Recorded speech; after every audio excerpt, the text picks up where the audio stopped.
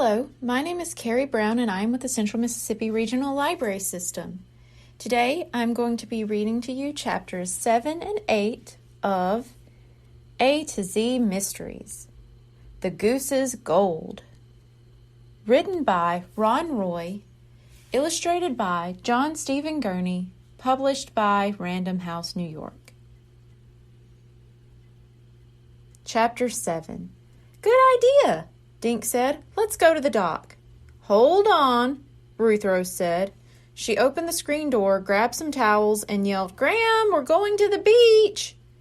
Ruth Rose tossed towels to Dink and Josh as they walked down the sidewalk. What if Spike's still wearing long pants? She asked. Dink will think of something, Josh said. He grinned at Dink. Right? Dink shook his head. This was your idea. Besides, you're the observant one. They thought about it as they walked.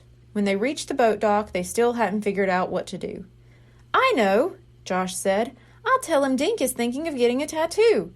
Then Spike will show us his. Dink laughed. Kids can't get tattoos, Josh, he said. A few moments later, the kids reached Spike and Chip's boat slip. But the boat wasn't there. They're gone, Ruth Rose said. Now what? Dink asked. Should we wait till they come back in? Why don't we hang out at the beach for a while? Josh suggested.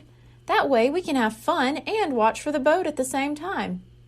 Okay, Ruth Rose said, but we can't stay out late. Graham will worry. Last one in kisses pelicans, Josh yelled. He thundered down the dock and leaped onto the beach.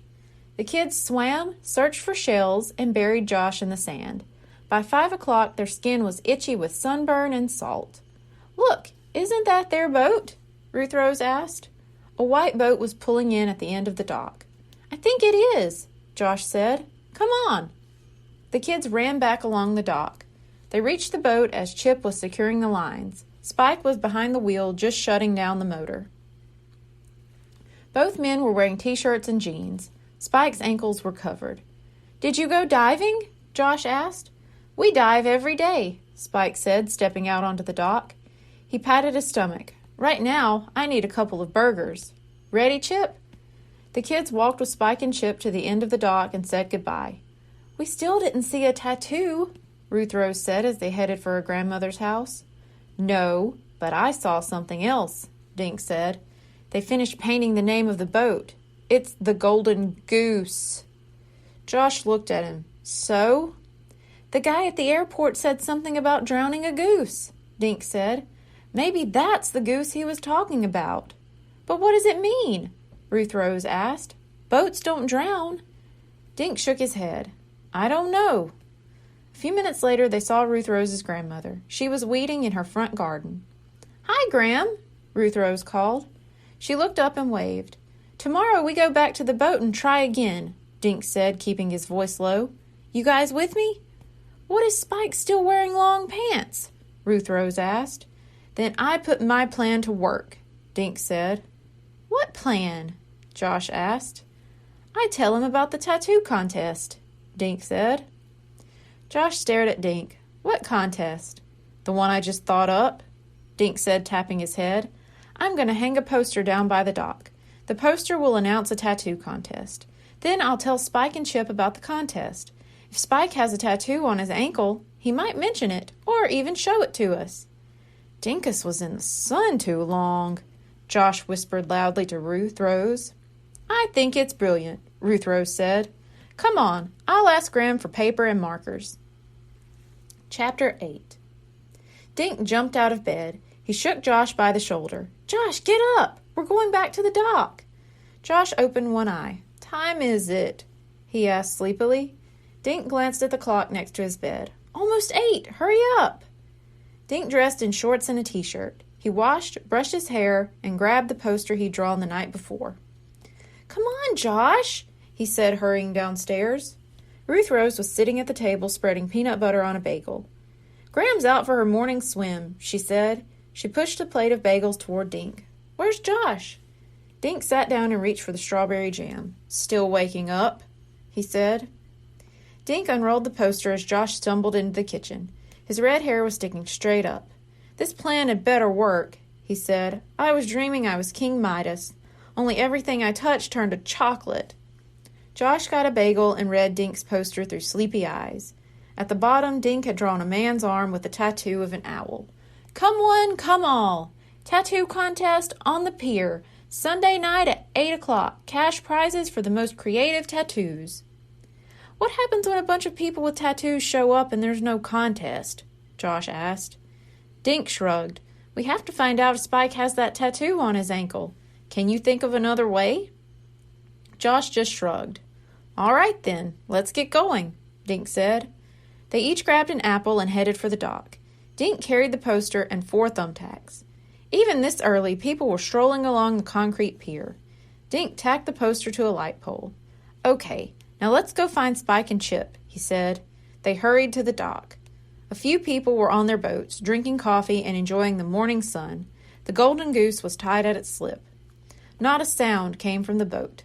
Think they're still asleep? Josh asked. Dink shrugged. I don't hear any snoring.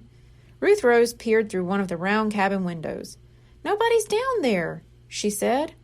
Look, the door's open, Josh said. They must be here. Dink stepped onto the boat deck and knocked on the wood. Hello, he called. Anyone home? Dink hopped back on the dock. Maybe they went out for breakfast, he said. Let's wait. The kids sat in the sun. A pelican waddled along the dock, stopping at each of the boats. A woman tossed him some bread. Josh pulled his book and began reading. Listen to this, he said. No matter how long it has been on the bottom of the ocean, gold stays shiny. But silver requires several days in a special chemical solution before it looks shiny again. Josh looked up. Yesterday, Spike told everyone they cleaned the gold and silver with vinegar. The kids looked at each other. Dink got up and stepped aboard the Golden Goose. He walked around the deck, looking at everything and peeking into corners. He stopped near an oxygen tank propped up against a bench, then came back to the dock. That tank's empty, he told Josh and Ruth Rose. How do you know? Josh asked. There's a round window with a dial, Dink said. The little arrow is pointing to E. So maybe they used up all the oxygen and haven't filled it up yet. Maybe, Dink said. But I don't see any other diving equipment. Ruth Rose stepped closer to the dock. Maybe they keep it down below, she said. She looked at the guys. I say we check it out. Me too, Dink said. Josh glanced back toward the pier. What if they come back and catch us snooping? He said. We'll tell them my grandmother sent us, Ruth Rose said. I'll say she wants to ask them more questions. I think they hang pirates, Josh said. Josh, just looking on someone's boat doesn't make us pirates, Ruth Rose said.